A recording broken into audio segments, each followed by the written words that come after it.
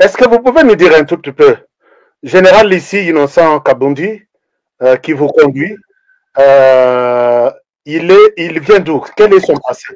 Est-ce qu'il est d'abord, puisque Kabundi, il y a des gens qui m'appellent pour me dire qu'il est. Kabundi, c'est un nom du Kasaï, normalement, ou du Katanga. Est-ce que vous les connaissez? Parce qu'avant aussi d'accepter qu'un général ou un colonel vous conduise sur terrain, vous devez quand même avoir une idée sur lui. Il vient d'où? Quel est son passé? Vous posez des questions un peu pertinentes, Papa Chika, que malheureusement sur un live comme ça qu'on ne peut pas répondre. Mais tout ce qu'on connaît d'abord, je sais que la population attend ma réponse. C'est un ancien du CNDP. Donc, un ancien du CNDP. Vous comprenez? On comprend la suite. On comprend la suite. RDC.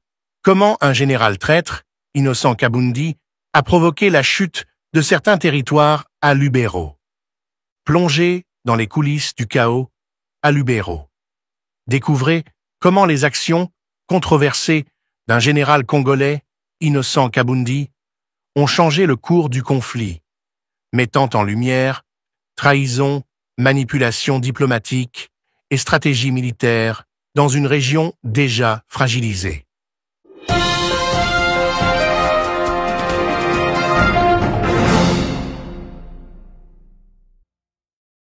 La République démocratique du Congo, RDC, est depuis longtemps le théâtre d'une instabilité chronique marquée par des conflits internes et des influences extérieures.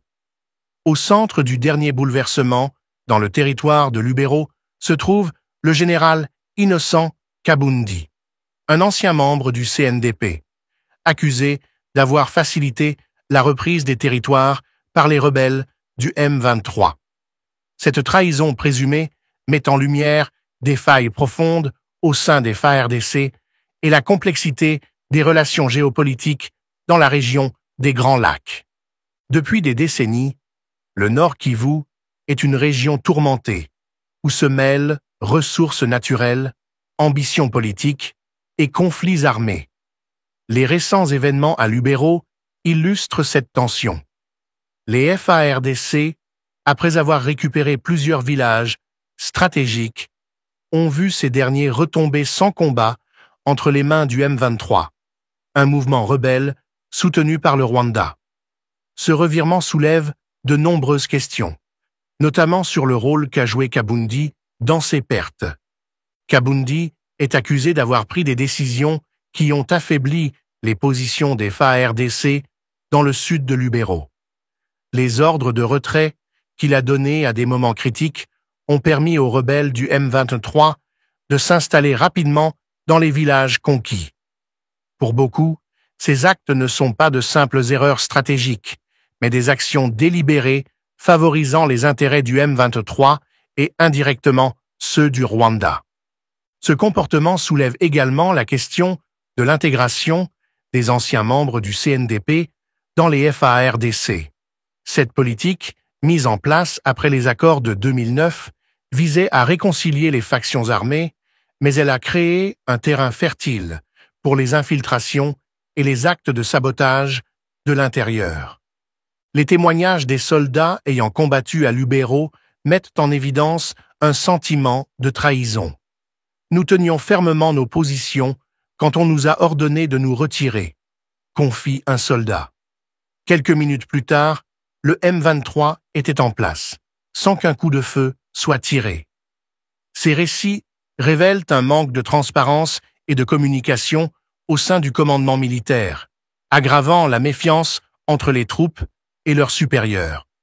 Les accusations de collusion entre Kabundi et le Rwanda s'inscrivent dans un contexte plus large de relations tendues entre Kinshasa et Kigali. Le M23, historiquement soutenu par le Rwanda, agit souvent comme un bras armé des ambitions géopolitiques rwandaises dans le nord Kivu. Kabundi, avec son passé au CNDP et ses liens présumés avec le RDF, incarne cette connexion problématique. Le Rwanda bénéficie économiquement et stratégiquement du contrôle de territoires riches en ressources. Les décisions de Kabundi, perçues comme alignées sur les intérêts rwandais, ajoutent une couche de complexité à une situation déjà explosive. Cette affaire révèle des lacunes structurelles majeures dans les FARDC. La politique de réintégration, bien qu'elle ait visé la réconciliation nationale, a compromis l'efficacité et la loyauté au sein des forces armées. Kabundi symbolise ces failles, mettant en lumière le besoin urgent de réformes et de mesures de responsabilisation. Pour la RDC, les